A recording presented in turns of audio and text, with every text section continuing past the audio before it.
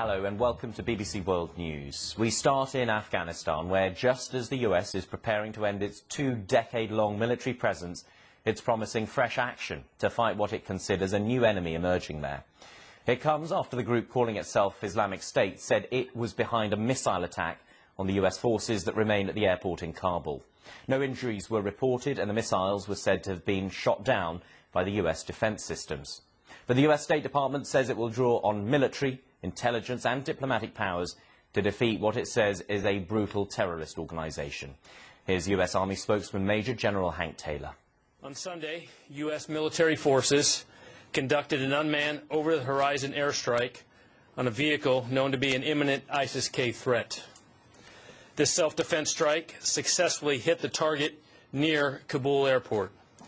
Significant secondary explosions from the targeted vehicle indicated the presence of a substantial amount of explosive material.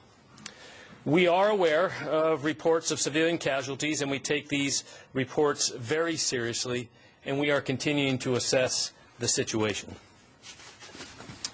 Separately, at approximately 11 p.m. Eastern Time last night, as many as 5 rockets were fired at the Kabul airport.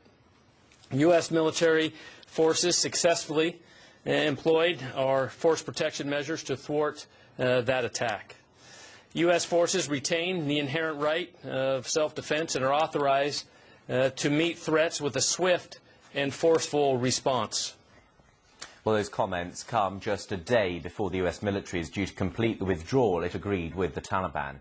It says it's also investigating claims that a drone strike, which it carried out on what it says was a militant planning a suicide attack in Kabul, did in fact hit an innocent family home, killing 10 people. We'll have more on that in just a moment, but first, with the latest, here's Rajini Vaidyanathan.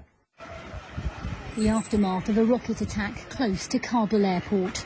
Eyewitnesses say the missiles were launched from a car this morning.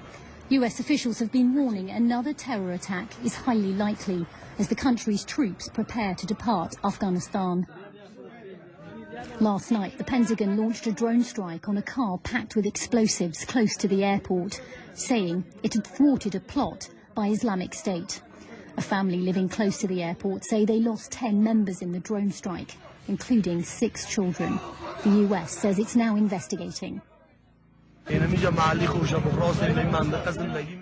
We live in this neighbourhood. A rocket came and hit a house. We know that people died.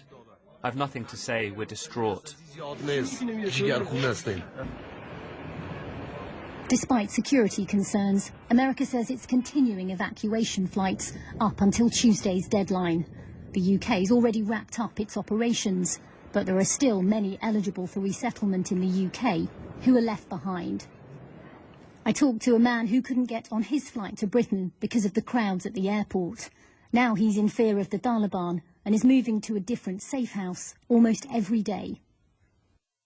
Nowadays, if there is a knock on the door, your heart stops beating because you're worried it's the Taliban. What would your message be to the UK government right now? We're fighting to stay alive. It's not a matter of hours, not a matter of days, it's a matter of seconds. The UK government says the end of the mission makes evacuations much harder, but says it's working with allies to find a way to get people out through other means.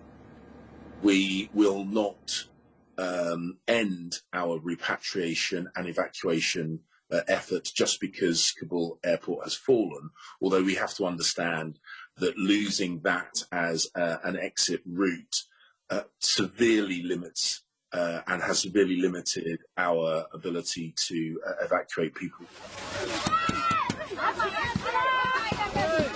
Those left behind don't have much hope to hold on to.